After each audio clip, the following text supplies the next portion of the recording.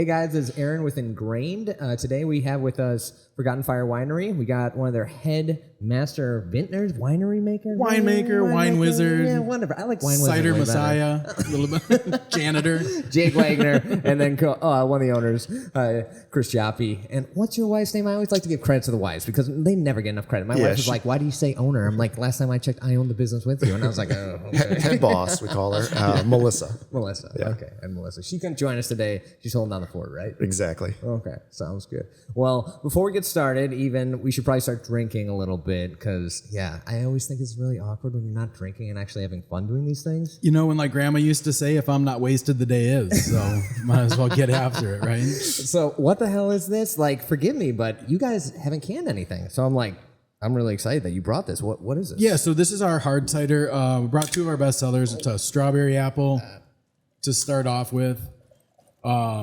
Cortland and Honeycrisp apples are the base for all our ciders. We get those from Sequest Orchard and Sister Bay, so Wisconsin apples. Sequest Orchard? Mm-hmm. Oh, yep. That's really cool. Don't worry, I'm going to share with you. I gotcha. I'm girl grabby. So we've been kegging this from the get-go, and we just picked up it's pretty good. I was going to say, I'm very impressed with my pour technique here. Oh my gosh. Anyway. You must bartend once in a while. Unfortunately, with staffing rules, and laws, I bartend way too much. Cheers. Cheers to that. So anyway, sorry, I apologize. I was so focused on pouring. You get the apples from Sequest Orchard. That's correct. Sister Bay. Yep. Okay. Yep. Sounds good. And like I said, it's a Cortland and Honeycrisp blend that we use. We really like that because that Cortland gives you that hardiness, and the Honeycrisp, well, just like the name in first. This is fucking fantastic. Thank you. This is great, dude. I'm not kidding. This is great. And easy drinking, 6% alcohol, so a little higher than beers. So sometimes people don't remember that. It's just this tastes like candy water. Let's just keep drinking. Yeah. But we picked up a 1-can Seamer this year, just kind of for on the go stuff. We have a lot of boating enthusiasts being in Marinette. The water's right there. Last thing you want to do is bring a growler out on the boat. Are you guys in Marinette or are you in Peshtigo? All right, so because this is always the argument. I hear people be like, "I think they're in Marinette," and I'm like, "It's a Marinette zip code, but we're in the town of Peshtigo. It's one of those town of Peshtigo, city of Marinette. Double tax. Yeah. Oh god, because the name Forgotten Fire Winery comes from the idea of Peshtigo having a fire. Correct? Maybe I'm wrong. No, that's correct. In 1871, just a giant fire. It was bigger than the Chicago fire. Just doesn't get the same kind of notoriety. And what's really interesting is it's called the Peshtigo Fire. Yeah. But if you look at where it all reached to, it went all the way down to Green Bay. Oh, wow. Halfway up to Escanaba. It jumped the bay and set fire to Door County. Did it really? And then west. Yeah, a good ways. Was it just a good wind or something? So there were tornadoes going on at the time. So it was really dry. And there's a book called Colors of the Firestorm. And that's what it's, there's tornadoes just sending embers across the bay. Right. Setting fire to Door County. So that's not funny, but it's like we can laugh about it now. It's been long enough. Yeah, when because you think of the story of the Chicago fires, someone kicked over an old cow kicked over a candle and then stuff burned. It's Wisconsin had tornadoes while they had this giant fire. So and because it was centralized in Peshtigo there, it's the Peshtigo fire, but really it's like northeast Wisconsin fire. You guys better hurry up because I'm going to be cracking another one here soon.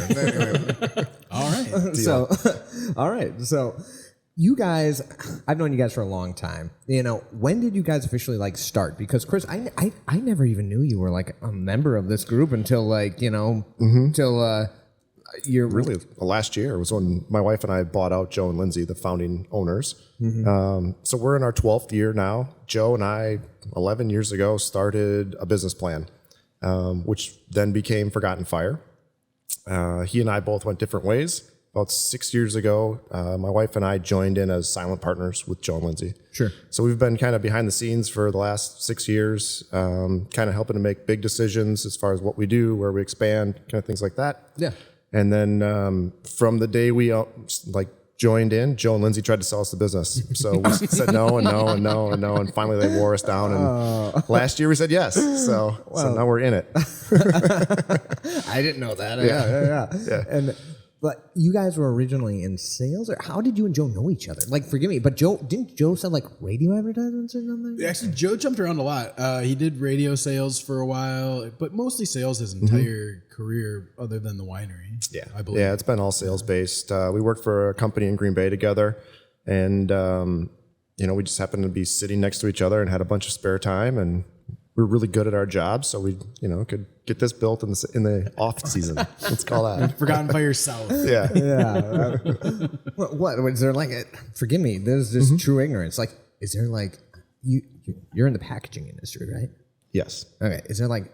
Forgive me, but is there hot times for like packaging? Like in the alcohol world, like right now is like for spirits, especially. It's like October, November, December. It's like this is make or break. We make 40% of our income during this time. Yeah. But is there like that in packaging? No, not really. I mean, I was like, I know of like it's hot all Amazon year. changed the game or anything. You know what I mean? it's busy all the Someone time. needs pallets. So, Yeah, exactly. That's what I mean. So you guys have done doing this then for 12 years, and in the last 2 years, you kind of have jumped in full time, and you and your wonderful wife have kind of like jumped in and started running things. Kept all the same staff. Still got Jake. I mean, it wouldn't be possible without the staff, honestly. I mean, they know the ins and outs of the day to day. We just kind of direct the ship and call the shots as far as where we're going. So That's good. yeah. Oh, that's not a bad setup for you. No, I mean, it's not. And it's as we get more ingrained into the business, I mean, we'll be there more often. Like that. Yeah, I ingrained? like that. I like that a lot. I was like, Nice. he said Light bulb went off. He's in as you get more ingrained. Sure, go ahead. Anyway. Yeah, I mean, it's just we'll get more involved as we do more things Sure. within the business. So Yeah. And you guys have been doing a lot of, Jake, at least from what I've known you, you've always been kind of a guy to be innovative and kind of like looking at what's coming and what you want to get your foot wet in. And I assume that's pretty fun. That's been what's really been great about Chris and Mel, and not to blow smoke because he's here. I'd say it if he wasn't here. Get ready, Yeah, man. you know, My God. end of the year's coming up. raises, Man. But no, they've been really, really great with the transition was extremely smooth. Okay. At least for my side. I don't know how it was behind the scenes, but it seemed like it was really smooth. And Chris and Melissa have been putting a lot back into the business as well. That's so like, huge. we've done some really nice things in our tasting room to like lipstick and nail polish that. We did some stuff outside in our patio area. So when we do concerts in the summer and we've been even adding concerts through the winter. So we'll load up the tasting room with max capacity and a couple of great smaller bands and just jam out on a Saturday, sell a bunch of product, and have a good time. Well, that's what I really loved about it because I started my Facebook page started blowing up with like Forgotten Fire Winery is having these artists come in. And you guys are doing a lot of like live music and stuff, right? Yep. Yeah. A lot, as much as we can. Are you doing food with them too, or what are you guys doing with that? Are you allowed to have a food license? I don't know the rules. we're trying to stay away from having a food license, but we bring in food trucks and vendors and let them handle it all. So charities as well. A lot of charities. Yeah. Try and get people like, if you want to raise money for your charity, get some Nescos, get your, is it the 513C or whatever I don't know, dude. 501c3. Yeah, that's it. Yeah. nonprofit. If they have a, You're talking about the tax form. I thought you were talking about Nesco brand. I was like, dude, I don't know anything about Nesco crackers. You know, the super one. the big the one. XL one? You just buy that, But yeah, so we try and like get them to have the nonprofits come in, raise some money, and people get fed, people raise money, it's win-win. So so. Once upon a time, guys, in your back, you used to kind of have some not apples. You had grapes growing. Is that correct? Once upon a time? So that field, when Joe and Lindsay first opened, they did plant some grapevines. That was right around the same time they put in a big overpass for Marinette. Yeah, it's great. And they dug up a bunch of different, so like it was already pretty low land, became even more low land, and Mother Nature was just like, nope, we're not growing stuff. We're going to throw water in here and make this swamp. Oh, God. So basically, there's not a lot of hope for growing grapes. Sure. But what's nice about us is we try and stay as regional as possible. Like I said, our apples come from Seacoast Orchard. Cranberries are Wisconsin. Try and get like a lot of Michigan juice and things like that. Sure, So blueberries or whatever. Yeah, so we work with these juice distributors. Sure. And so we order our juices, and they come from as regional as we can get them. We also just started... All the cherries come from Sister Bay. Yep, the cherries. That's right. That's impressive. We've got a new. Ours do too. Good job. Hey, that's where you get them. We got a new wine coming out, Baco Noir, and That's a fancy phrase. It's like a Pinot Noir, but hardier, much hardier. And it's amazing why that's not more popular than Pinot Noir. It's such a solid grape, but kind of lesser known. So we're playing with it, and we're going to try and put something out that, get it on the map a little bit. Yeah. And I don't know, did the grower say that that's the only Baco in Wisconsin? I mean, I'm taking his word for this. Sure. So I don't know if that's true. He said it's the only acre of Baco in the state of Wisconsin. So.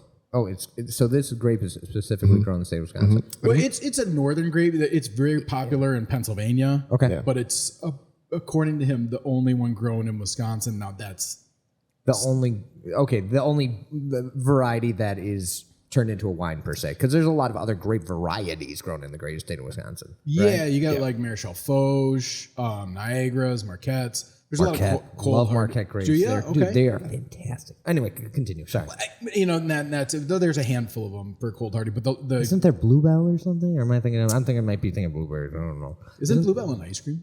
It is as well. I think so, but I don't know. Anyway, so so are you guys getting your grapes primarily from Wisconsin? And honesty here, I know that a lot of wineries are getting their juice from all over the place, because last time I text, Chardonnay grapes don't grow great in the state of Wisconsin, right? Exactly. So basically, when you're a Wisconsin winery, you got two avenues to take. You can either do all estate grown, and then you'll have like 3 different versions of like a Maréchal Foch, dry, sweet, and a blend. Okay. When Joe and Lindsay opened up, they wanted to have a lot of varietals. So what that means is you're going to have to get your juice from other places. Yeah. And so that's kind of the path that we took from the get-go. So we got, I think on our list, 30 different wines at the moment. And we've, over the years, well over 50 different varietals. So you're going to have to branch out. Yeah. That's impressive. And so it's neither one's a bad option to take. They're just different. Sure. So we like having a Moscato on our brand. We like having a Cabernet Sauvignon on our brand. And we just try and source from either as regional as we can or just the best quality that we can afford. So yeah, absolutely. And that's huge. I think a lot of people also don't realize that Wisconsin is incredibly, how do I say this kindly, price sensitive. Is that the right way of saying it? Yeah. That's a good way to put it. Not in the packaging industry though. But anyway, so we got to make sure that the juice is worth the squeeze. Right. And, exactly. So we can't just be buying. You know what I mean? You have to make the best quality product, and we want to charge the highest price, but still we have to move juice to make sure that we're making a profit, right? Yeah, if we're not making money, I checked, right? That's how a business runs. That's how it works. If you're not making money, you're not staying in business to make those products. So for the most part, people understand though, like the whole buy local is great. People supporting small business, especially this time of year. People are really good about that. We've got a great local clientele. Like I said, they're in for the musics. I mean, we've made lifelong friends that are customers. Yeah. And and I'm sure that, people really respect the fact that you guys are trying to use some of those localities. You guys are using, like I said, using as local as you can for fruits. You guys are using apples that are grown locally and then all sorts of stuff like that. And then people, I don't know, I appreciate that. I don't think that most people will do. It's nice to be able to say. And, we've got some other stuff coming down the line, which we'll try here shortly. And that's what we're going to try and do. We've got the list of varietal wines. Now we can start peppering in some more local stuff because, we've got stuff that keeps the lights on. Yeah. Now let's branch out and do some local stuff. And, I'd love to not have to charge a premium for it, but we'll probably have to charge a premium for our locally grown stuff. And what's nice is people don't usually buck that because you can say, hey, we got this from down the road. Yeah. And I 100% agree. Most of the time when people know that they're supporting their fellow neighbors, most of the time they're like, yeah, dude, I'll pay an extra $2, $3 a bottle or something. You made me chug that first cider. So yeah, okay. Hannah, who is always behind the camera, we love her. Hannah Ackerman, she's amazing. She's going to be passing us some glasses. I'll hand that to you. Oh, wow, we're doing stems. We're doing stems for a cider. We're real fancy. Well, there you go, buddy. I'll let him pour it and pass it over. I probably won't pour as good as... He's going to do a great job. Don't listen to him. It's sensitive scene. So this is our brown sugar cinnamon. Come on, there's a lot. There's a lot of juice left. Guys, I spill it everywhere. Fuck. Well, we'll give it to Hannah Ackerman. Oh, Hannah. Say that for me afterwards. Come good. That way Hannah can have some cider as well. Yeah. Can do the old swirl. Right? So this is our brown sugar cinnamon this time of year. That's right up everybody's alley. Yeah, it's fantastic. It's fantastic. Another thing we like to do with this one, if you're at home, cider usually served in a pint glass. Throw in a shot of bourbon. Oh, yeah? Oh yeah, yeah, I never thought that. yep. We usually sit around and like, you know what goes good with this booze? More booze. Yeah, That's awesome. yeah. And we do that with a couple of our ciders. Like I said, try and have people save that for when they're at home, so they're not driving. But yeah. our green apple's great with butterscotch schnapps. Tastes like a caramel apple. So Sounds like you're doing a lot of drinking outside the job. but it's R&D. That's exactly it. It's gonna make some recipe cards to hand out in bars and restaurants. You're like, hey man, We really actually do on our website. We have we have recipes, drink recipes. We do different cocktails with the wine. So yeah, bars and restaurants. If you want to make mixers out of your wine, we can do that. Dude, why wouldn't you? I don't know.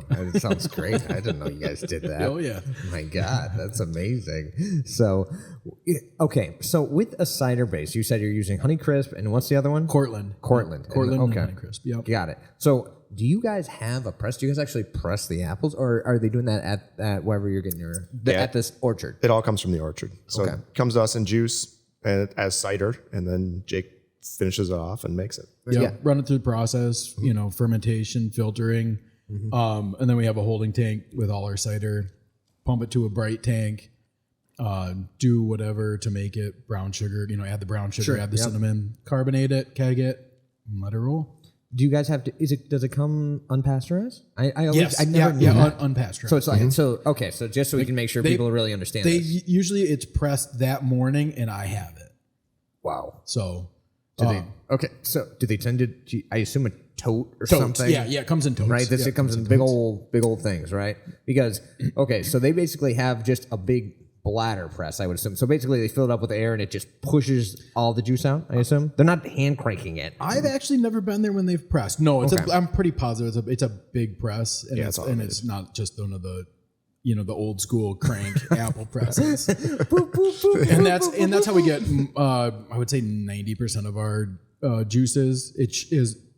Our wines, it shows up as juice. One of the places that shows up in a tanker.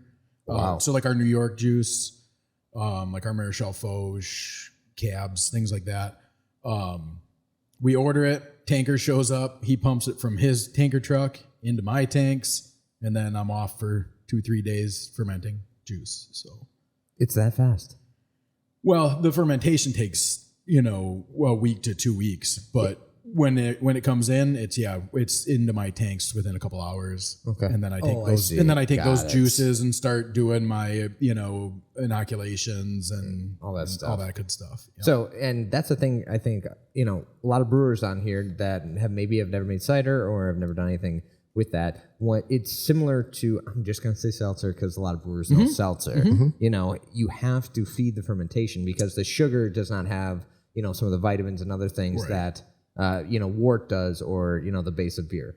And seltzer, you're really cranking through the nutrients. Yeah. Because basically there are none. Yeah, there are none. There are zero, and that's why I was wondering. I assume grapes has to have something. In them, right? Come so on, when you eat a grape, you're not like, I'm just getting pure sugar, right? Right. Your grapes and your apples and cherries and stuff like your fruits, those all have nutrients in them. So your nutrient list doses are less for those. And basically hard cider, the best way to describe it, and how I describe it to people, is it's light apple wine that's carbonated. So it's 6% alcohol, so less alcohol than your wines, but made the same way, and then you just carbonate it. So light apple wine that's carbonated, but it's hard cider. Yeah, that sounds good to me. Yeah, It tastes pretty good. Yeah, right. That's awesome. Awesome. Well, and then dirty question in the game. I interviewed some people who don't even want to talk about it, and they're just like, let's change the subject. Are we using real brown sugar in here? We are using And that's impressive, man. Yep, real brown sugar. Yeah. Which can be a pain in the ass to work with. It's thicker than white sugar, cane sugar. Yeah. We did a brown sugar apple wine Okay. So no cinnamon in it, and we called it Bobbin for apples. It's a very good wine. It just hated the filter. Sure. Yeah. Once you added that sugar, then we do a fine filter. So we do a 0.45 micron. So that's aseptic? Is that aseptic? Like it carries no yeast over, right? Right. Yeah. It's just it's as clean as it'll clean get. as Really. it's going to get, and then we do that right before we bottle or keg. And so right before we bottle, in that brown sugar, it just eats up those pads so bad. Oh, so man. it's one of those like, add that to our list of production materials when we're doing this one because it hates the filters, that brown sugar. And you where guys- white just No problem. right through. So do you add your brown sugar during fermentation, or do you do it after? So that way you can try and preserve some of those. Yeah, so we back sweeten, so we run everything bone dry. This is so different from brewing, where we're like, no, we have to worry about exploding cans and all this shit. So Yeah, okay, we so run what's it bone work? dry. So We you ferment right to nothing. Okay, and then after that, then do you filter? We run through our filters, our system of filters. Yeah, like a coarse, medium, fine, and then the 0.45, the EKs, and then bottle or can or keg. Hold on, we skipped over the part where you add the shit back in. Yeah. So Okay, after, so do you filter and then add the shit back in, or do you not? Yeah, so we go through our 100s, then we back sweeten right before that final filtration, and that final filtration is hours before it goes into packaging. Oh, okay, interesting.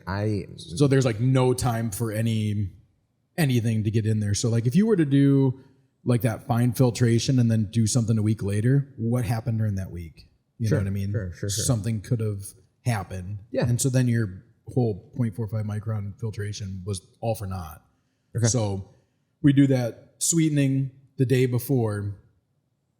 You do that fine filter, and then fine filter it that morning, put it in the bottle right after you're done. So you're talking almost immediately right into the bottles Okay. or kegs. Okay, and that's what I'm always so interested in, because it's like in the brewing game, we want most of our stuff to be kept cold, right? You know Right. what I mean? So like we don't add stuff. Some breweries add it during fermentation or something like that, and then they're like, let the yeast max out. But a lot of breweries, including us, do it post fermentation. After everything's done, they take it off the yeast bed, they take it off everything, then they add their fruit back in, and they basically do that so that way they can get the maximum amount of like flavor extraction per se, because you're going to lose some of that through the filter pads. So that's why I just love hearing this. It's a little education for me. It's two paths to the same end. You know Sure, what I mean? sure. And that's what I love about the beverage industry is like there's not a lot of wrong answers in the Exactly. beverage. Even the consumer drinking something, you can't tell someone like, no, you're not tasting that. It's like, really? Last time I checked, it's fucking there, man. Like, well, I'm getting cinnamon. Well, you can't. There's no cinnamon in this. It's like, well, yes, they can. It's their taste buds. And that's one of the things we really like to preach is, God, it's booze at the end of the day, right? Sure.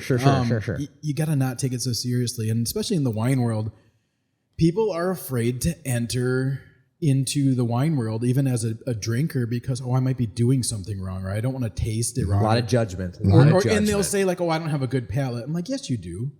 Everybody has a good palate. You just have a different palate." You have a palate that is what you prefer. Last time I checked, you still drink things, you still buy things, right? So let's at least find something that works for you. Oh, the temperature of serving wine. Oh, can I put an ice cube in this? Do whatever you want, as long as it's my wine. Yeah, I don't drink it care. how you like. Yeah, right? Pour Sprite in it if you have to. Just drink my wine. I don't care.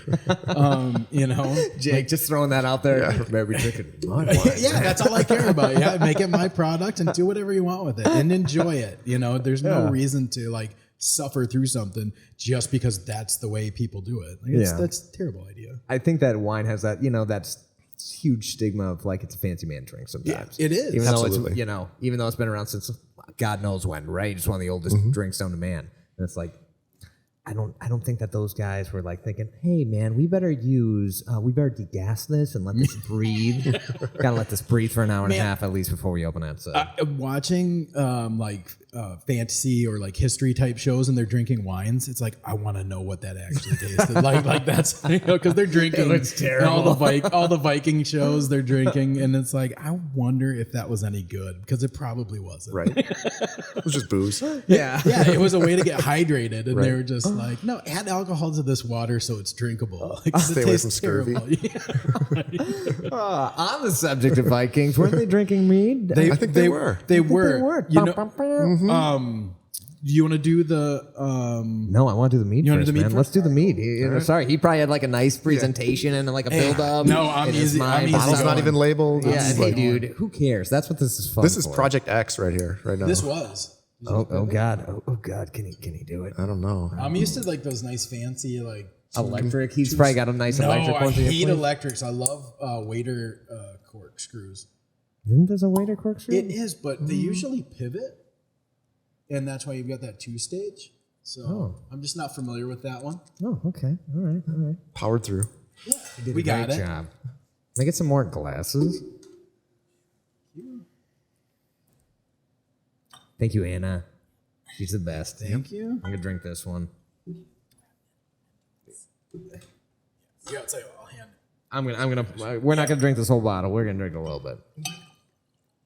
I gotta do like another one of these after you guys, so I'm gonna be fucking feeling it. You know, yell at my staff, tell them to do some stuff. No, I'm kidding. I don't do that. I'm Take a nap. What I say, guys? I'm sorry. I was wine drunk. That'll happen when you're around us. absolutely. Anyway, so speaking of mead, Sweet mead. Sweet mead. yeah, it's, there's Johnny Walker Blue Label. This is Jake Wagner Blue Label. I like it, man. Another level. All our trial stuff, usually I just have a piece of blue painter's tape on there so I know what it is. Write notes. That's all, yeah. Hey, That's this right, has 15 grams of this and this has that. So You keep better notes than me. I'm like, I think I put like a cup in there. I don't know. Let's try it again. I'm Let's just do still this not again. that great at notes. Like I work with a scratch piece of paper and a dry erase board. And Chris is like, "Can we digitize this, Yeah. please?" Just like, I'm working, man. I got to see these notes, man. After I get $1 million in sales, I got to look at my numbers here, bro. So. But yeah. So speaking of trying to like work our way toward local, I've always been a big fan of meads and things like that. And when Chris and Mel came on, they were, hey, what do you want to make? And I threw it was I want to make mead, man. well, I gave him much the I gave him a conversation. list, and it was one of the top things. I was like, I'd really like to try and do a mead. So we did a trial run. I think it was 25 gallons or so, something like that. Not a lot. Oh, man.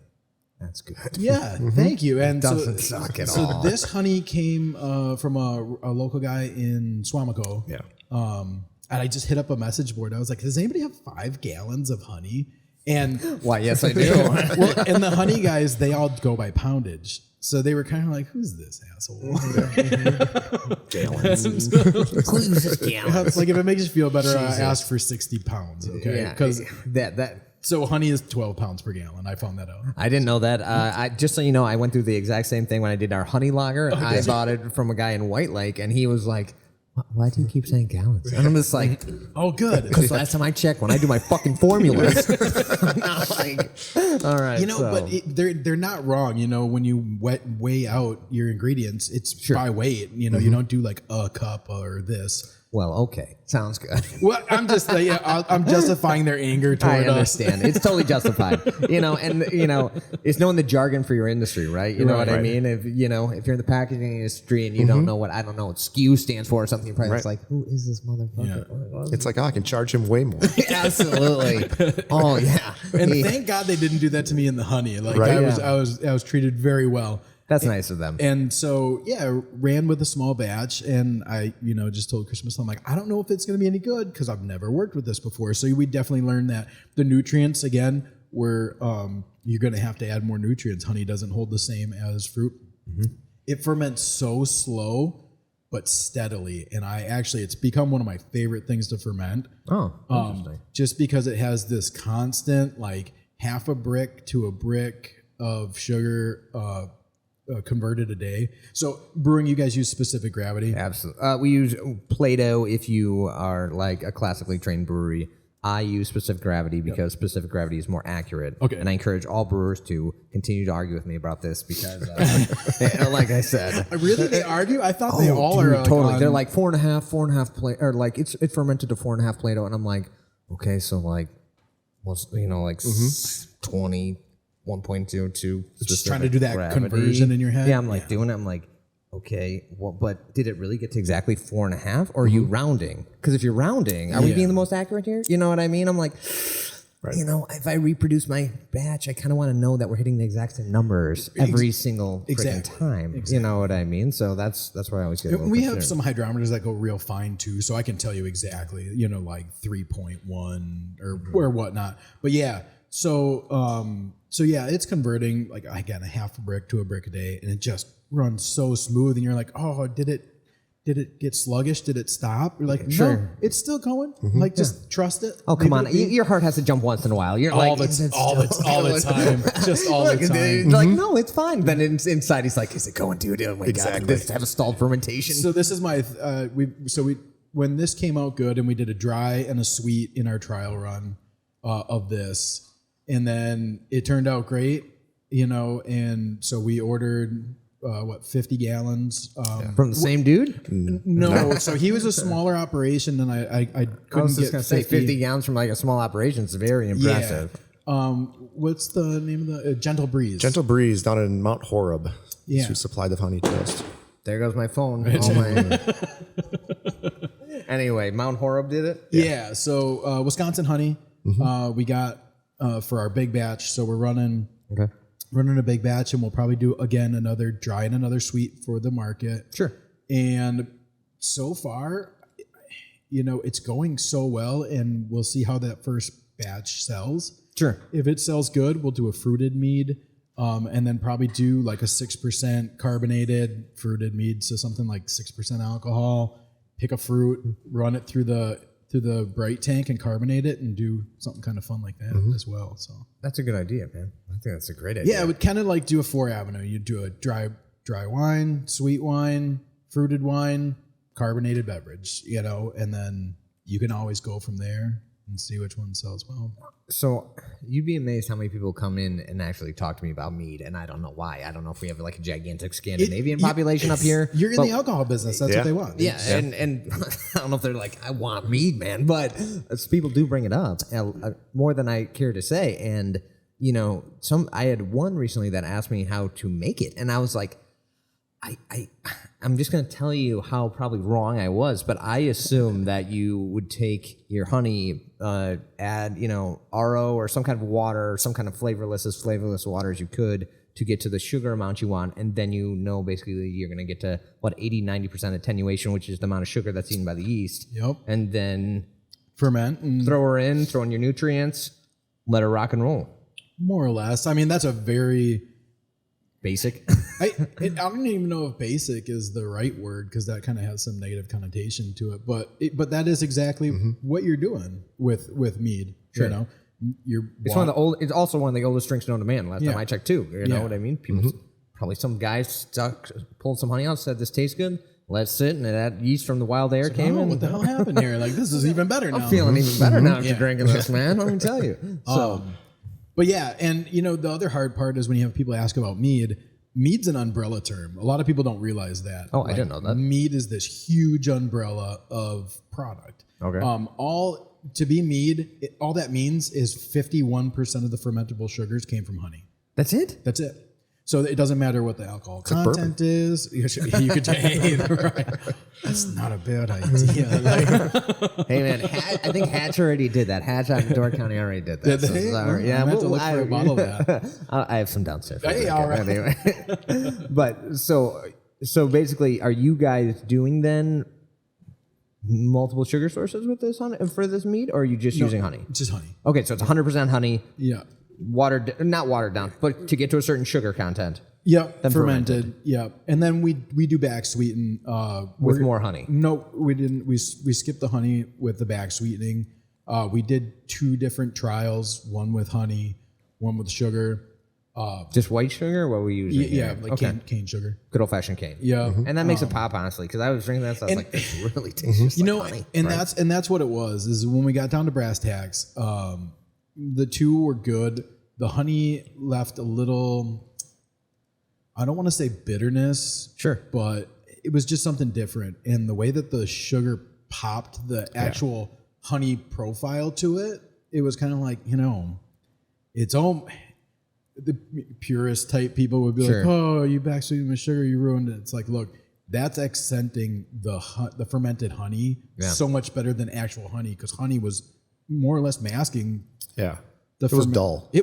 Dull is a great word for what it was, and it wasn't bad. Can't wait to try your dry mead. Thanks for telling me it was dull. It's in my opinion, it's better than the sweet, but and that's the other thing. Do I think that the sweet will sell more?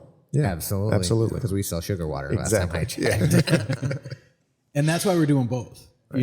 You're going to get people that'll come in, and when they say they want a mead, you don't know if they're talking about a dry or a sweet. So here we have two options. Which mead would you like to try? Sure. Yeah. And some people don't like sugar. People don't like. Right. So it's like that cab drinker who's like, dude, I do not want to try a Moscato. I do not want to try Sauvignon Blanc. I want to try your driest, darkest red. Yep. And then the other thing, speaking of dry and sweet, something that gets lost in translation a lot. So whoever came up with dry and sweet for the term of sugar content, it should have his neck wrong. Because a lot of times, or her. Yeah, sorry. Maybe not a her. I'm not trying to. I'm not trying to. Yeah, that's my bad. Anyway, continue. Sorry, go ahead. So what a lot of people don't realize is like water is dry. Sure. And they're like, what? I'm like, yeah, there's no sugar in it. Yeah. And they're like, so what gives me that feeling of dryness? Like that's tannin structure. So like in a Venn diagram, your tannin structure and dryness overlap by a lot. Okay. So your dry wines usually have a high tannin structure, and that's what gives you that dried out mouth feeling. Sure. So if someone usually comes into the tasting room, I'll ask, do you like dry or sweet wines? And they're like, I'm not sure.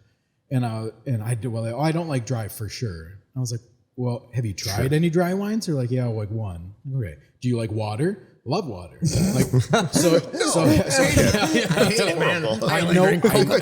I know people who hate water. It's the weirdest thing. I believe it. They're out there. But then I'm like, well, I hate to tell you this, but you actually do like dry things. So, and then we have a couple on our list that are bone dry, but they have no tannin structure, so they have a perception of sweetness. Oh, interesting. Like our Pinot Gris has a very crisp, lemon flavor profiles, and it's like that's bone dry. And if you like that, you like dry wine. So now you have to kind of change your thinking of like, I like dry wines, but I don't like high tannic wine. Sure. Or then there's people, I love dry wines, and it's like, do you like high tannin wines? I don't know. Sure. Bring them some tannins. A lot of They're like, yes, that's what I like. Like, okay, now I know what to get you. Yeah. So trying to like guide them into what they like based off of a little conversation, it goes a long way. But yeah, so tannins, dryness, they overlap. And people a lot of times are not sure what they like. And then when you can talk through them, they're like, no, I know. And so when they go somewhere else, they know what to ask for, and they can kind of zero it in. And they'll try outside their comfort zone, which I love as well. Yeah, you're getting a convert who's actually willing to learn something versus someone who's just like, nope, all I drink is sugar water. Yep. So I'll take them both, because if you buy a case of sugar water, hey, money in the bank. I appreciate the job security. Absolutely. So, well, a lot of people don't understand that tannins for wines, it comes from the grape skin, correct? Yeah, skins. Primarily? I don't know. You tell me. The skins, they call them the lees. Skins, and as well as your oak aging. So the oak and the char are going to give you some tannin structure as well. And you can add tannins.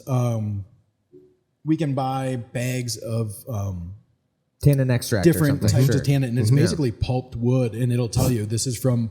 It's awesome. Yeah, it is. It's great. This is from oak, American oak, or this is from French oak. Sure. So I can match up. Like, this wine was aged in French oak wine barrels. I will use a French finishing tannin to round it off and give it that mouthfeel I'm looking for at the end. And some of them don't need it, like our bourbon barrel Cab Franc. How do you like that one? That one's not. Oh, we better have some different glasses on this one. And it's coming in for the rescue. So our bourbon barrel cab franc, it was one of my favorite ones. Chris got it. I got it. Long arm. Because I'm a big bourbon fan. There you go. Actually, yeah, we can hand you that one too. You got the cork for that? Give her the cork for that. I know it's not carbonated, but still. It wasn't carbonated, yeah, right? No. Yeah, I was like, I'm pretty sure that's a still wine. Yeah. So what's great about this one is I love bourbon, and I'll let everybody pour their own. That way you can decide how much you want. Go light on Instead this. of me deciding how drunk you're gonna get. Yeah, I was gonna say. One So random I should story. fill this up to the Yeah, top? absolutely, Chris. Yeah, a random story. So when I first opened when we first opened 2020, so I didn't brew for like a year and a half or 2 years because I was focusing so much on construction and building out our building. And I did what's like every weekend. It wasn't like, hey man, we're gonna sneak away and make a batch of beer. It's like, no, we gotta go put up drywall. So we're gonna go do this. And I became the lightest of lightweights. Like I would drink one of my beers and I'd be like, fucked up. All right, I'm going home, guys. And so now I have a tolerance. So don't worry, Yeah, I'll do cheers, that. man. Cheers. Cheers. Breaking all the rules. Top of the glasses or something. I don't know. Appreciate the use of the barrels. Yeah. Oh yeah, I forgot about that. Yeah. What see, did we and do? so what's been great is, first off, it's been a pleasure getting to know you over these years. Like right before you opened, I know Joe was getting to talk to you a lot, and we met each other through Joe. And I got to praise you a lot. You get it. In the beverage industry, there's a lot of, I guess, infighting and, Sure. And not to be candid, but like there's some talking shit behind people's backs sometimes. Sure, in the beer industry as well. Yeah. And but We're all trying to make the same buck sometimes. And I think Exactly. that people have to realize, though, that there's more to go around. And maybe it's better to have friends than enemies. Right. You know what I mean? But that's my opinion. Whatever. And I think that's what drew us to you guys is you got it as well. Like we're all in the same boat. Like Sure. our competition is not the guy down the road. Our competition is what for you, like Miller Coors. It's it's Budweiser. It's Gallo products. Yeah, It's- exactly. Which is like, a lot of people don't know Gallo products. I think is like Barefoot and I don't know. a bunch of other Yellowtail, cologne. Franzia, all that stuff. Like, those are our Anyway, those are our competitors. If you go to a Wisconsin winery or brewery and you have a good time, that's good for everybody. Sure. Absolutely. Absolutely. If you're an out of towner and you're like, man, I'm going to these Wisconsin breweries and these Wisconsin wineries and I'm getting treated like crapper and like the wine's not very good, they're not going to go to another one. But if they have a good time here, they're going to go have a good time down the road and they're going to go have a good time somewhere else. And so, like I said, we kind of got that vibe off you, and it was really, really nice. Because it was like, hey, let's work together. And so, our first run of this bourbon barrel cab, not our first run of that one, but with you, we found out you had a good supply of Bourbon used barrels. bourbon Yeah, barrels. don't worry. Don't worry. And- I only have like how many do we have downstairs? 127 bourbon barrels full of beer, and then we have like a couple empties. I see our original batch with you, and the OZ Tyler barrels are still going strong. Dude, they're going great. Yeah. So what we did is it's a bourbon barrel that we age our Cabernet Franc in, and then we bring them back to you, and you get to age some beer in them. So we were going Triple threat right triple there. threat. Yeah. And it's one of my favorite because it's lighter in tannin structure, but it still has that mouthfeel that the dry wine drinkers are going for. And you pick up that bourbon. Yes. Cab Franc always shows a lot of cola and cherry notes typically. So with the bourbon, you get almost like a Coke and whiskey kind of mixture flavor to it. And in this year, the cherry of the Cab Franc flavor profiles really pop. I think it's just fantastic. I get a lot of that oak structure, a lot of that tannin build up. I think it's just a fantastic product right here. It's great. This is wonderful. Thank you. Thank you. Yeah. It's, Do you ever not filter? I'm sorry. I'm just honestly curious sometimes. No, Like, everything always. goes right Always. to fine filtering. Yeah. Okay. I know you guys. Hazy IPAs, hey, the least amount of work. Exactly. I don't know about that, but I hear ya. But I mean, from a winemaker standpoint, with like the filtration, I'm like, they didn't do shit to this. you're just really pushing those envelopes. But we can talk about that some other time. You guys can interview me, and I'll talk to you about hazy IPAs. Awesome. Let me I'd love tell to you. learn about them. But no, this is utterly fantastic, and and then right now, it was crazy. So I'm going to tell you our ignorance on some of this stuff too. So when we got the barrels back from you guys, they're there must have been, because it was filtered after the barrel, right? It wasn't filtered before, it was filtered after. So that we usually, when we barrel age, we'll do, so the process would be like fermentation, then we rack, then we do a coarse filter, then we barrel. Well, we'll cold stabilize, then we'll barrel. Okay. So it's mid filtration when they're barreled. So we sent our, so we tried to make a very dry wheat wine. So wheat wine in the beer world is equivalent to like a barley wine, but mainly wheat. So basically we're making like a 10 to 12% ABV beer. That's the main ingredient was wheat. And that way it makes it like a very white, yellowish, whitish beer that's still high ABV. And we thought that would really complement the barrels. Yeah, and you know what I mean, whatever was left over in there. And one thing we didn't account for is that wine yeast can ferment beer even further, you know. Oh, sure. If there's any, yeah. So I went down there. Sure. I never thought about that. Yeah. Don't worry, I didn't either. We're all learning here.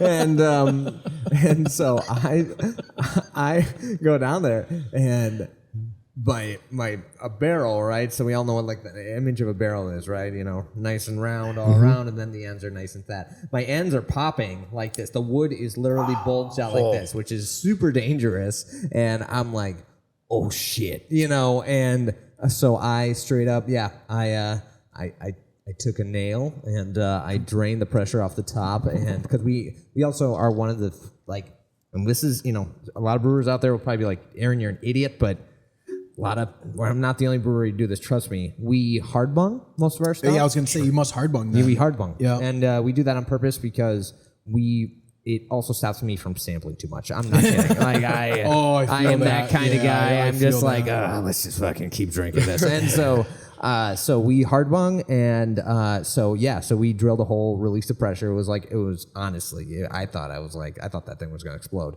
Wow. And we did that on all the barrels, and it worked out fine. They're still down there right now. Did you switch to the fermentation bungs on those then? They've got like a little... Yeah, I have a bunch of those down there too. Yeah, we did switch to those. Yeah, we actually, you know, because my logic was this. So as we popped it out, we actually had CO2 going on it. So beer, it's a big thing, right? We want to make sure it's always covered with CO2 so it doesn't oxidize. Mm-hmm. And so... We use nitrogen in the wine world. Okay, yep. That's why, yeah. What's that fancy like argon? Okay, but it's super expensive, and nitrogen does the same thing at a fraction of the cost. So why the hell would you do argon, right? Then, if you got the money, I guess. Yeah. Looking at you, Gallo. Anyway, so what we did was basically built the top, and we popped it, CO2 back, flushed it, and then we did soft bung with a breather valve. And those were the OZ Tyler ones, the first batch we got from you? Yep. God, those have to be 2 years old now for you. Yeah, so most wines we age at least 2 to 3 years Sweet. for our barrels. We're not in any rush to get our product out. I tell everyone, like, I didn't open this brewery for you. I opened it for me. Really, I did. Awesome. You know what I mean? And I didn't like wake up and be like, yeah, you know what? I'm gonna give up my good 6-figure job to go open a brewery and be poor and struggle every day. No. I was like, okay, I love beer. I love the process of making beer. I love exploration. I love what we do. I love hanging out with you guys. You know what I mean? And so I was like, all right, let's make something that we're proud of. And this is the other thing that I think so many breweries, because I've talked to them and I'm just like, fuck, I would just hate to be you. It's like if they got money riding on this, not like but it's not like, okay, you know what, we lost $10,000 and it's okay. You know what I mean? Like I have that, and it's not like fuck you money. It's just like I knew what I was getting into. I budgeted accordingly, and that's that. But a lot of these guys, it's like, if this doesn't work out, man, like you're going barrel to barrel, right? Yeah. We're it's paycheck to paycheck. You know, they're relying on that relationship with the distributor. They're relying on everything, and it's mouth to mouth. And I feel tough and bad for some of those breweries, and even some of them who are making, in my opinion, such superior products. They're still going mouth to mouth, and it's just like, man. And I don't know how it is in the wine world. I assume there's a similar trend, but like in the brewery world, right, like we see a lot of people taking a bigger interest in the tap room and kind of like on-premise view versus like some people. In the olden days, it was not the olden days. That's such a harsh word. That's like not true. You're not that old either. Yeah, I know. The olden days could be yesterday, technically. Yeah, I know. Anyway, in years past, I'd say almost a few years before COVID, 2020, you know what I mean? There's still a lot of power and strength in the bar and serving industry game. And you know what I mean? And there still is. I have great relationships with tons of people. I love them, and we are forever grateful that they carry our product, as you guys are too. Yeah.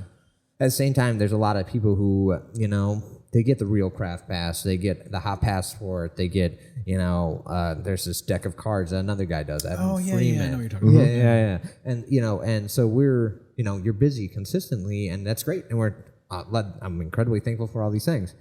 And, you know, I always wonder, you know, does the wine world experience that too, where it's like, you know, you're so grateful for that, but you have seen an uptick in your tap room, or what is it called? Tasting room? What's it called? Tasting room. Yeah, okay. Tasting room. I mean, we have taps for the cider, so technically. I guess. Do you really? Oh yeah. Oh yeah. Oh my God, fancy Nancy! Oh my gosh, I didn't know that. I thought you guys popped a bottle every time. And I need more. Like, there's never enough tap handles, is there?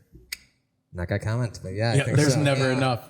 We have 24 taps, and they're all full of our beer. And yeah, I've been waiting for you guys to can your product, so we'll talk about that later. But yeah, and but you know, you do see a lot of uptick. At least we've seen, you know, from talking to other breweries, they see it mainly uptick in their serving rooms. So why they have open all multiple locations and stuff. Yeah, I mean, it's a little bit different in the wine industry versus the beer industry. You guys get the opportunity to open multiple tap rooms and have that legality.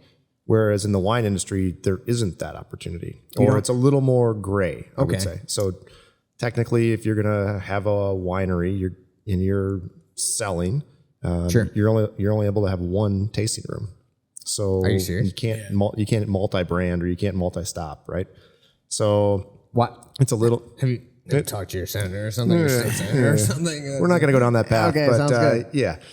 We're trying to figure that out right now, and I guess the wine industry as a whole is trying to figure that all out as far as getting things cleaned up and getting some legislation put forth that says, hey, we're no different than the beer industry. Okay. And that's the same thing for spirits too. So in the whole grand scheme of things, we've always seen our tasting room grow. And it's maintained itself and grown through COVID. I mean, Which is huge. yeah, which is awesome. During COVID, I mean, people were buying things off the shelf like it was their job, just like toilet paper, right? It was wine was flying. It was just Off-premise gangbusters. sales were just through the roof, from Yes. what I got told. Yes. And we were fortunate enough because our license, we could sell the wine out of the tasting room because we have that like seller's license. So that really kept us afloat. I know you said you had to shut down. We did, yeah. We shut down. We were fortunate enough to keep. It's okay, Chris. Yeah. Yeah, we kept the skeleton crew going, and fortunately for a lot of us workers, you know, like I was able to keep producing. Sure.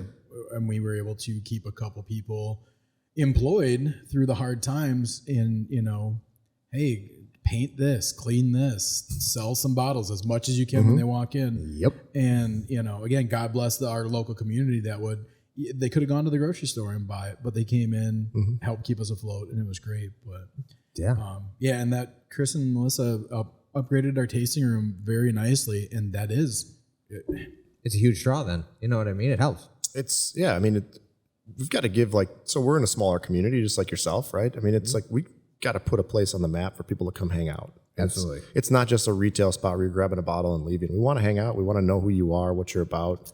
And we want to see it, you know, every day of the week if we can. Sure, yeah. Gotta have that kitchen, boy. Right? Well, we've got a great, you know, I was just talking to somebody the other day. We've got 3 different book clubs now that come into the winery. That is so random. Forgive me, but I was like, book clubs? Yeah, because they've set up a really nice. Chris and Melissa have set up a really nice tasting room area. Okay. With tables and chairs and a couch and things like that. And so these groups of 10 to 15 Good people, job, Chris, man. yeah, Good job. and these groups of 10 to 15 people can do their weekly or monthly book club meeting. We've got a great bunch of teachers that come in. They have a hard day dealing with our kids, so we try and be as friendly as we can with them. Yeah, that's huge. I've been threatened to have parent-teacher conferences held at the winery. I'm like, yeah, come in. First one's on me, depending on how my kid was, you know. And that's been just phenomenal, where you can have a place where people can just hang out, and just relax, wind down with a glass of wine. Yeah, and that's huge. You know what I mean? Good job, Chris. Yeah, it's all the tides are turning. So good for you guys. So awesome. Well, that's where I wanted to transition into this Moscato, but I didn't know. Try not lose too much of that. There you go, Chris. Yep. We don't got a spit bucket. You guys and your spit buckets. I don't believe they're them. there for show. Yeah. We call them rinse buckets. I call them that too. This is for when we rinse with water, which we try to steer clear from. But You got that one. so the Moscato here, this one we're That very. open. I'm gonna pop it. Yeah. Okay, that Feeling one you're not gonna. No Feeling corkscrew good. for You're that. not gonna need the corkscrew for that one. We'll see if you can handle the Really? the cork. You guys are going to just this for our one. sparkling one. I think that's great. Yeah. Are you guys co-packing this with Von Steel? Yeah. Yeah. Okay. Yep. So again, like we were talking, community, not competition. Von Steel is nice enough to co-pack for us. Holy shit! How do you get this off? Twist the bottle. Twist Don't the bottle. Hold the top. Hold Twist the the top. bottle. Twist the bottle. Ah, Yeah. I'm learning so much. And Shoot everywhere. it shouldn't. I don't know how wild I got on the drive over. We're good. But yeah, so we worked out some numbers with them, and they could co-pack for us. Dave does a great job of working with us. Dave's the winemaker over at Von Steel. He's a great human. Yeah. Yeah. And Sorry, you've been drinking, I've been drinking. and Don't worry, we have a DD, guys, for these guys going home. Wonderful girl. but yeah, so and then we sent this one out to the San Francisco International, and we just took a silver with it. You guys over took there. silver? Yeah, so we sent Huge. We sent That's 4 huge. wines. We medaled with all 4. We took 3 silvers and a bronze. Jeez, that's a talent that's like right down the road that no one knows about. Welcome to the world of fucking Wisconsin. My right? God, it's like, oh my God. Ugh. We sent some nice reds out there too, and they competed really well. Our 18. And that's the one I was going to say. The one bronze was our 1871, which is our Cab Merlot blend, and because of the price point, it got put in with the premium wines. So this could have been getting judged against $80, $90 bottles. The 1871 took silver. Oh yeah, yeah. Hey, It so it took a medals. silver Okay, anyway. with the premiums. How about It's on that? the podium. Silver with the Yeah. yeah. So you're competing against like Duckfoot and stuff. Yeah. Maybe not in the Moscato brand, but yeah, same price point. And with Big Boy California Reds. Yes, that's what I mean. Yeah, those Napa Valley bad boys, And a lot of and times in their own backyard, San Francisco, right? When you look at the judges for that competition, that's where it really gets kind of neat, because that competition is a who's who of the wine world, who are judging the wine. So it's like, if they're validating this as a silver medal, there's, this is really good. And I don't know how the beer awards are, but if it medals at all, it's considered a flawless wine. Okay. And that's when they start getting into like the nitpicky, bronze, silver, gold, double gold. So if you medal, it's qualified as that's flawless. So it's perfect, And then now we're- it's and preferential. Now we're getting now you're getting into like the nitty gritty. And it's like, nitpicky stuff. maybe I could have preferred a little more tannin structure in this, or maybe I could have preferred a little less back sweetener, and your CO2 was too high, or something like that. Yeah, it's something along those lines when they start getting into that. But yeah, we were really proud of this one to go over there and take a silver. I didn't look at the other wines on the list, but I'm sure Barefoot's got the money to send everything to every contest ever. Is And there, then they is there shock not them. is there not a cap? Like in the brewing world, it's like you can send like 5. Don't send me 27 beers. No, we have 30 on our list. I could send all 30 to every competition. Oh, wow. Just pick your category, and then. But that's how how a lot of these places will win best in show, is if you send 30 wines. It's that shotgun approach. Sure. One of them's gonna hit a nerve. It's right? got to. You pray to God at least. Otherwise, you're really not talented. But yeah, so competition time's always fun. Nerve wracking. You try and forget about it, but then like I'll do good for about 4 weeks, And I'm like, oh yeah, we have stuff in a competition. So then I'm checking their website every day. And I was like, damn it, I opened that door. Once you open that door, and then Dude, Don't read the press. Yeah. Just move on. Yeah. And we had just to pivot off of you, we won gold at GABF. Yep. You know what I mean? First year, you win GABF, and you know what I mean? And then suddenly you're just like, your bar is for GABF for the beer world, that is like the premium. That and World Cup, those are the only two I'm willing to really compete in. Not because I don't respect the others. Sure. It's just like I got other shit to do, man, and packaging stuff for a competition. Yep. It's time consuming. It takes a lot. And like I said, if you're going to send it to a place that's got, I'm not going to say subpar judges, but the judges at one contest, if they're not as qualified, then it's not so much judging the quality. It's their basis preference instead of quality. Yeah, and you nailed it on the head. And I'm not even going to go into that because I think that you're opening a whole can of worms when you start to really talk about judging competitions. Yeah. Because it's like we're relying on everyone's tongue. And don't get me wrong, I know you guys have a ton of medals, and that's great. But I always wonder that sometimes. I'm always like, this guy may have been like 76th in and been like, you know what, this is the fucking one, man. This is it, So I always wonder that sometimes. We look at it like you. I mean, we're selective on which competitions we go to. There's no reason to throw it into everything. Sure. And take it with a grain of salt. We know that the wine is good anyway. So, if you get a little pat on the back for it, it's good for Jake's ego. Yeah. Hey, we love it. Always feels good. You know what I mean? He's lacking in others. You got to make sure he boosts up that ego. Right. Well, and even like young wineries or brewery, like I definitely say like throw them out there, get your validation early. Yeah. Make sure you're doing at the same time. Exactly what you're saying. We need to make sure you're doing it correct. Yeah. If they're saying this tastes like horse shit, even if it's not even a great judge, you need to hear that. Yeah. You need to reassess like what you're doing, and because you're not just bringing down the idea of your wine, you're bringing down the idea of like craft or artisanal wines. Right. And so we need people to, I don't know, Makes get sense. their face shoved in the mud a little bit. And I think that's good. Yeah. My opinion. No, I agree, and that's like I said, like get into competitions, especially if you're a newer business. Get some good validation, get some hardware up on the wall, so that when people come in, they can say, "Oh yeah, this is good wine. I can try this." Yeah.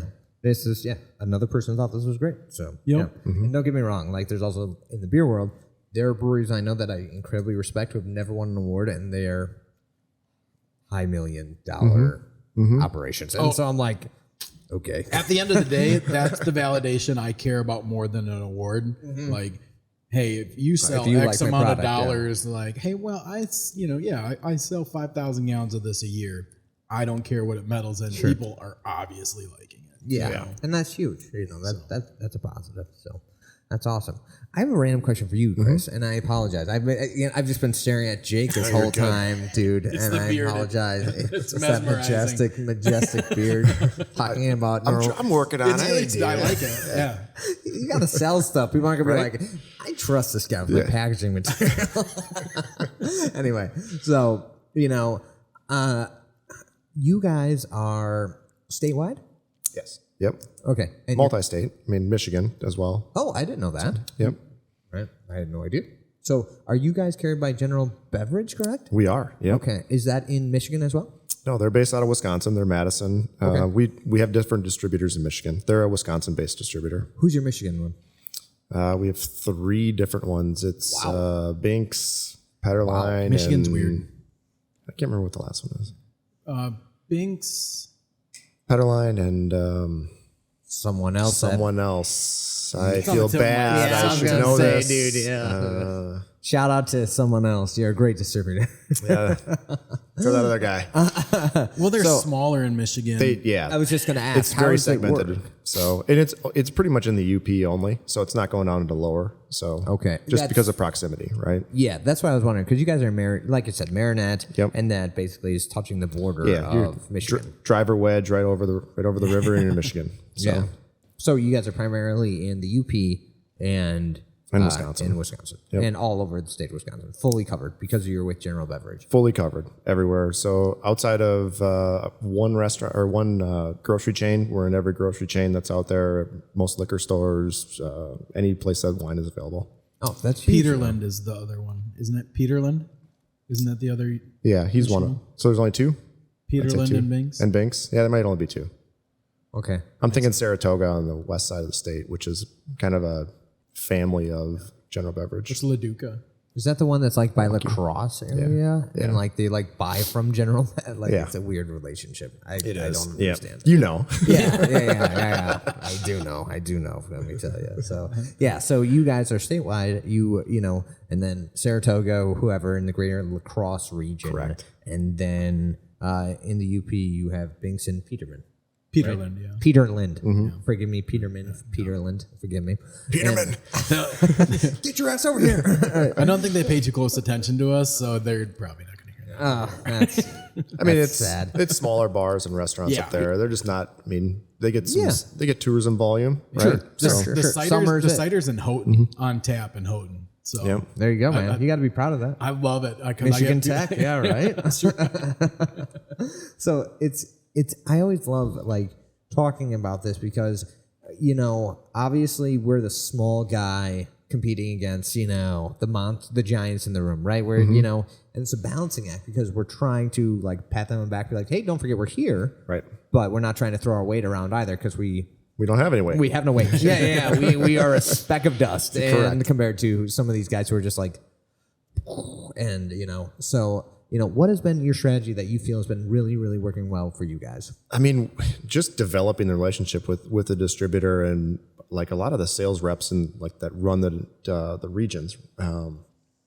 It's because I mean, General Beverage has a huge portfolio, right? Sure. And we are Gigantic. very small in their whole portfolio, but they put a lot of mileage into us as far as a Wisconsin winery. That's great. It's just been a good partner to try to figure out what's the best way to keep it in front of the customers, get better placements in the stores, try to find better advertising avenues. I mean, it almost becomes more of a marketing plan than it does more of a distribution plan. Sure. As far as a model goes. And that's kind of the way that we've really changed it. I mean, all right, 5 years ago we'll stock the stores and we had tons of volume and it was just, you had to fill all the stores. Now we got to figure out how to pull it off the shelf. So Okay. it becomes a marketing challenge rather than just a sales challenge or an inventory challenge.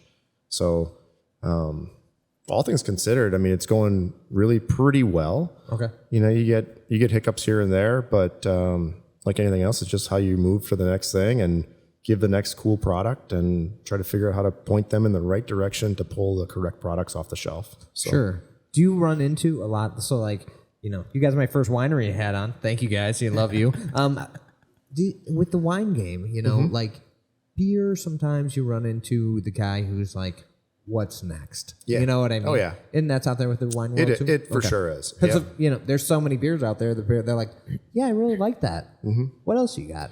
Well, and I mean, that's a thing that we battle all the time because maybe what's next isn't always what's good, right? Sure. Yeah. I don't need to make something that's what's next if I'm not going to sell it. Yeah. So, and there's a few wineries out there that have huge portfolios of things that are what's next. And I mean, maybe we need to get more focused on the top 5 to 10, right? Instead of, you know, dealing with the top 50. Yeah. So Great statement there. I like that. It's the truth. you got to focus, right? I mean, I don't know. It's like being in sales. You give me 10 things to sell. I'm going to sell the 2 that are the easiest. Yeah. So why would I give you 10 when I can give you 4? Sure. So And there's arguments both ways, obviously, with that. You know, people like selection. They like, you know, knowing that you have options out there. But at the same time, if you're dialed in on a product and you're like, hey, man, we're here to make money. You're here to make money. And we're here to have a happy customer. More than anything, it doesn't even matter about the money. We need to make sure that the customer is happy. You know, I agree with your approach. And I think that sometimes gets lost with a lot of brewers, a lot of distillers, a lot of vintners as well. It's just, you know, we need to focus on the product that is our most successful version. That's the great thing about having the tap room too, with the two of us, the tap room tasting room, is we're gonna distribute the 4 good, you know, like the laser focused 4 things. You want something new? Come up and see us. Absolutely. Yeah. You know, you can only get this in the tap room, or you can only get this in the tasting room. We just did our first, not our first. We've probably done like 40 different beers, so we've done this with, but we even haven't announced it. And we did our first announcement of like, hey, we will not release. We did a cranberry margarita. I saw that. Yeah, it's fucking great. We should be drinking that right now. I know. Hey, dude, it's not about me; it's about you. Anyway, within like a minute, my phone was blowing up from like 4 different bars. They're like, "Hey, dude, can we get some of that?" And I was like, No, yeah, you cannot. Right? Maybe drive up here, and then if it sells well here, maybe we'll do it next year for distro. But so anyway. All right, guys. Well, that's all I really got for you. You guys, forgive me. We've already talked for over an hour. Can you believe that? I could go longer. Yeah, dude, I could talk to you I get forever. it. Yeah, I know, Let's right? do You know this. what I mean? I could just like keep rolling. We rolling. can turn the cameras off, go have some cranberry sour, and keep going, right?